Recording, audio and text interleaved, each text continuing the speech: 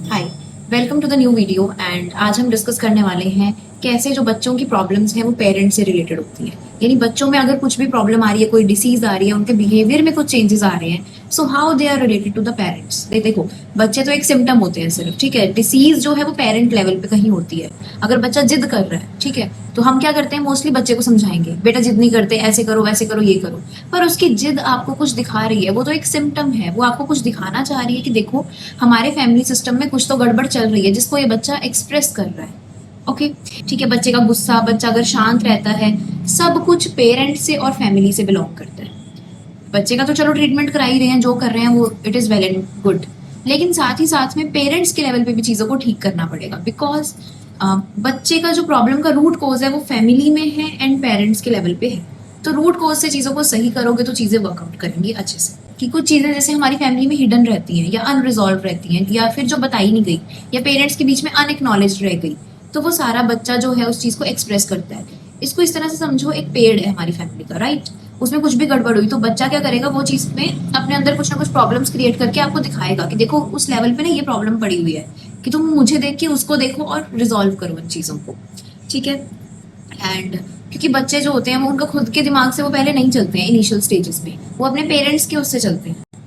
Okay, सो इसी के साथ मैं भी आपको अपना इंट्रोडक्शन दे देती हूँ। आई एम अ फिजियोथेरेपिस्ट, मैं बच्चों के साथ वर्क करती हूँ एंड साथ ही साथ में मैं इमोशनल वेलनेस में भी वर्क करती हूँ। तो मैंने दोनों चीज़ों को कंबाइन करके ये चीज़ बताई है आपको कि एक बच्चों के साथ वर्क करके भी और उनके पेरेंट्स से भी बातें की हैं और एनर्जी वर्क, एनर्जी सिस्टम को समझा है। तो ये उनका क्रक्स है उन सारी चीज़ों का मिला के, ठीक है जी। अब मैं आपको एक एग्जाम्पल देती हूँ। जो किसी पेरेंट का बच्चा ऑटिस्टिक है, ठीक है, एंड या फिर एडीएचडी वाले बच्चे हैं जो बहुत ज़्यादा एग्रेशन शो करते हैं, गुस्सा शो कर रहे हैं, तो बच्चा क्या शो कर रहा है, बच्चा शो कर रहा है गुस्सा, ठीक है, वो तो एक सिम्टम है। पर उसका रूट कॉज कहाँ पे है, या तो पेरेंट्स के लेवल पे है या फैमिली लेवल पे। मोस्टली ये भी होता है कि जैसे जो ये बच्चे हुए उनसे पहले ही बच्चे का अबॉर्शन हुआ था, वो भी मदर की विल के अगेंस्ट, कि मदर अबॉर्शन नहीं कराना चाहती थी पर करवा दिया गया, ठीक है। तो वो एंगर जो रहता है मदर के अंदर भी है और वो ग्रीफ वाली एनर्जी, तो वो सारी चीजें बच्चा एक्सप्रेस कर रहा है कि देखो आपके अंदर एक गुस्सा दबा हुआ है जिसको मैं एक्सप्रेस कर रहा हूँ। बच्चे क्या है, उसको ना आप एक मिरर समझो कि जो भी आपने छुपा रखा है ना अपने अंदर वो दबा हुआ है, आप उसको देख नहीं रहे हो, तो सामने वाला बच्चा या कोई भी वो चीज को एक्सप्रेस करके दिखाएगा आपको कि ये देखो तुम्हारे दिमाग में ना यही चल रहा है। हस्बैंड कह लो या फिर वाइफ और हमारे बच्चे, इवन कि हर कोई हमें मिरर ही कर रहा होता है। तो पर यहाँ पे बच्चों के केस में हम बात कर रहे हैं, तो मान लीजिए जितने भी एडीएचडी वाले या फिर एग्रेसिव हाइपर एग्रेसिव बच्चे हैं उनके अंदर एक्सेस एनर्जी है, वो उसको बाहर निकाल रहे हैं। पर वो एनर्जी इतनी एक्सेस में कहाँ से आई है, बिकॉज ऊपर के लेवल पे कहीं वो एनर्जी सप्रेस हो रखी है। हो सकता है कि ऐसे बच्चों के पेरेंट्स बहुत नम्ब करके रखते हैं अपनी पेन को, उन्होंने कभी एक्सप्रेस नहीं किया, उन्होंने कभी वो एंगर शो नहीं किया, तो वो इकट्ठा होता होता अगली जनरेशन में आया है एंड उसको वो एक्सप्रेस कर रहे हैं। ओके, एंड कभी पूछ के देखो, चलो अगर आप रिलेट कर रहे हो, अगर आपका बच्चा बहुत एग्रेसिव है तो खुद से पूछ के देखो कि कहाँ मुझे मेरे अंदर गुस्सा है पर मैं उसको निकाल नहीं रही हूँ, मैं उसको सप्रेस करके रख रही हूँ। मैंने कौन सी ऐसी बात है जिससे मैं गुस्सा हूँ और मैंने वो बात किसी को नहीं बताई है, क्योंकि बच्चा वही चीजें एक्सप्रेस करेगा जिसको आप नहीं देख रहे हो, जो कि हिडन है आपके सिस्टम में। Child will show you that thing. Okay, अभी एक एग्जाम्पल मैं आपको बताती हूँ। एक बच्चा था, वो बहुत ज्यादा अटेंशन सीकिंग बिहेवियर्स करता है।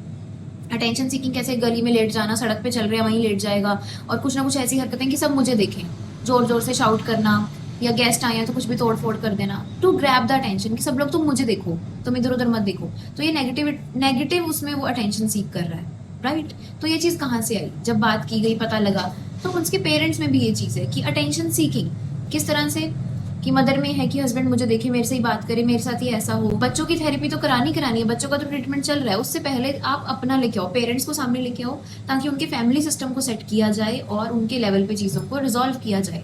क्योंकि देखो, अगर आपकी अनएक्सप्रेस चीज़ें बच्चा एक्सप्रेस कर सकता है, तो अगर आप उसको सही करोगे तो वो भी तो बच्चा एक्सप्रेस करेगा ना, तो चीज़ें सही भी होती हैं इस तरह से।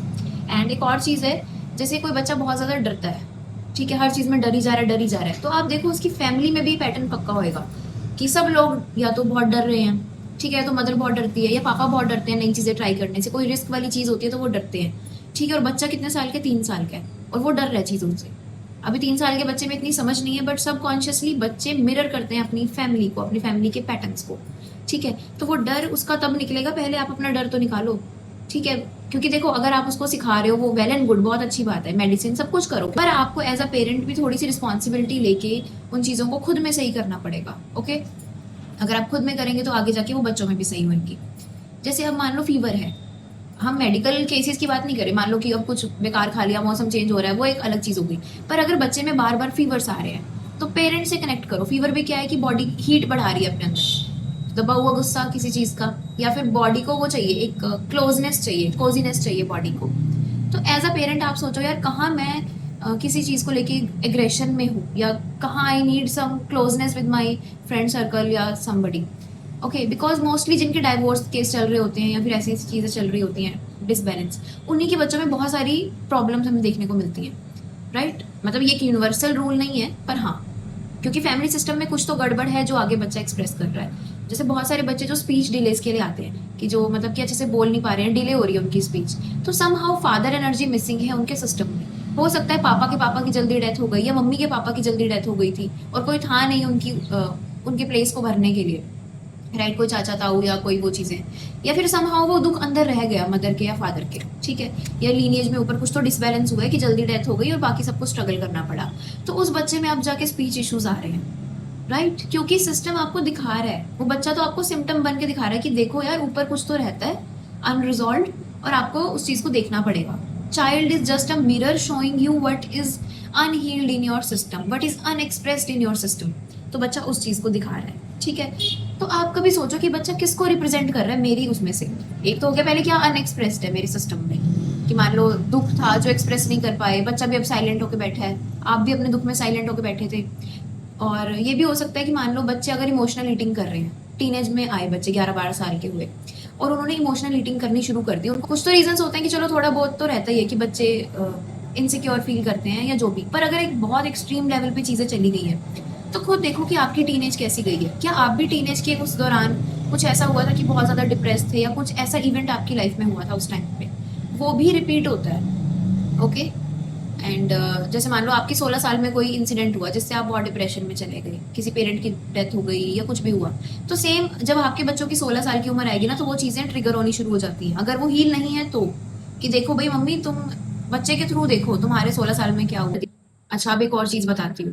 देखो कि एक बच्चे के अंदर ना दोनों पेरेंट्स के ट्रेड्स आते हैं या फिर दोनों फैमिलीज के, राइट। और अगर सिस्टम में कुछ भी ऐसा है जिसको एक्सक्लूड किया गया कि देखो ऐसा तो नहीं बनना है बिल्कुल, ये तो बुरी चीज है, तो सबकॉन्शियसली बच्चे के अंदर क्या आएगा, बच्चा वही चीजें अपनी लाइफ में ले आएगा। इसको बड़े ध्यान से सुनना। फॉर एग्जाम्पल, मान लो कि माँ बाप है, फादर ने मदर को छोड़ दिया एग्जाम्पल, और फादर वहां से चले गए, कुछ भी रीजन रहा हो, ठीक है, उनका डाइवोर्स हो गया और बच्चे मदर के साथ हैं, और मम्मी उनको रोज एक ही बात सुना रही है, तुम्हारे पापा देखा कैसे हैं, वो मुझे छोड़ के चले गए, वो कितने बुरे हैं, ठीक है, वो तो ऐसे हैं, वो वैसे हैं, उनके बारे में बहुत कुछ गलत बोला।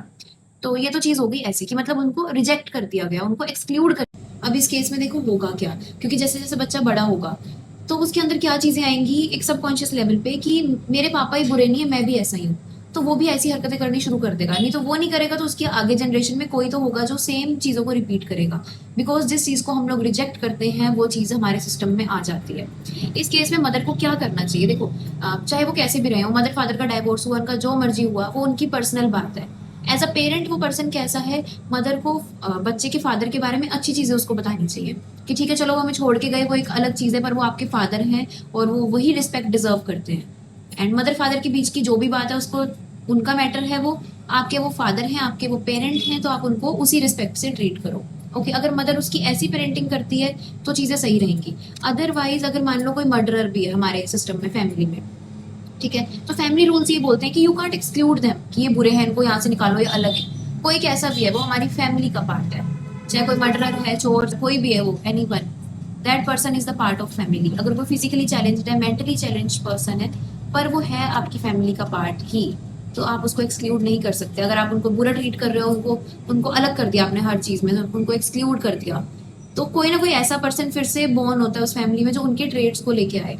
सिमिलरली एक क्लाइंट थी, उनके साथ क्या था कि उनकी ऊपर की जनरेशन में ना कोई ऐसी लेडी थी जो बहुत ही मेंटली इलनेस में चली गई थी, मेंटल इलनेस में, ठीक है। और जैसे जैसे वो लड़की बड़ी हो रही थी उसके साथ भी ये चीजें आने लगी। एंड पता कैसे लगा कि ये चीजें क्यों हो रही है उसके साथ में, जब एक्सप्लोर किया गया तो इट इज कॉल्ड लॉयलिटी। वो लॉयल थी अपने उस एंसेस्टर के साथ में, कि सिर्फ अकेले तुम ही सफर मत करो, लोग तुम्हें बुरा बुरा बोलते हैं, तुम्हारा हक ले लिया सबने, तो ऐसा करते मैं भी तुम्हारे साथ, सिर्फ अकेले तुम सफर नहीं करोगे, आई एम विद यू। तो ये हम सबकॉन्शियस लेवल की चीजें करते हैं लॉयलिटी वाली, जिसमें हम अपनी लाइफ में दुख को क्रिएट कर लेते हैं एज अ चिल्ड्रन। क्यों कर लेते हैं, कि हम अपने उस एंसेस्टर से लॉयल रह सके, कि तुमने दुख देखा है तो हम भी तुम्हारे साथ हैं। राइट?